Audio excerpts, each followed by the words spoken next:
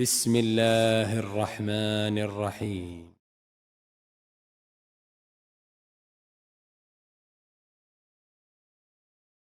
ما يعالج به الحسد أن تدعو لأخيك بالبركة، تدعو له بالبركة بدل أن تتمنى زوال النعمة عنه، تدعو له ببقائها وأن يبارك الله فيها، وهذا لا يضرك بل ينفعك عند الله.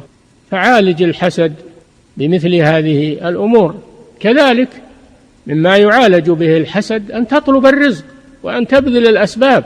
أما أنك تجلس وتعجز وتكسل وتحسد الكاسبين والذين يطلبون الرزق، تحسدهم على ما أعطاهم الله، فاللوم عليك أنت الذي قصرت، وأنت الذي تركت الأسباب، وأنت الذي تكاسلت، فعليك أن تلوم نفسك بدل أن تحسد الناس على ما آتاهم الله من فضله.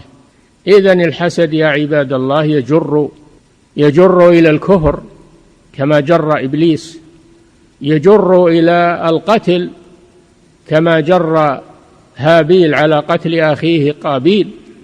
وقد قص الله علينا هذه القصة لنعتبر بها ونحذر منها ونحذر من الحسد. الحسد يجر إلى الاعتراض على الله سبحانه وتعالى في قضائه وقدره، وأن الله ليس حكيما وليس خبيرا وليس عليما، فإنما يعطي من لا يستحق العطاء أو يعاقب من لا يستحق العقوبة. هذا كفر بالقضاء والقدر، ولا حول ولا قوة إلا بالله.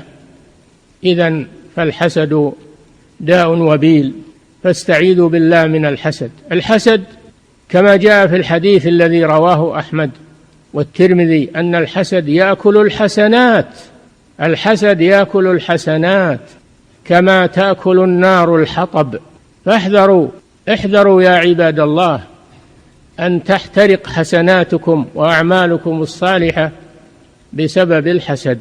استعيذوا بالله من الحسد واسألوا الله من فضله، وأحبوا لإخوانكم الخير وادعوا لهم بالبركة، والله سبحانه وتعالى واسع عليم بيده الفضل يؤتيه من يشاء. لا تعترضوا على الله سبحانه وتعالى فتحبط أعمالكم وأنتم لا تشعرون. فاحذروا من الحسد.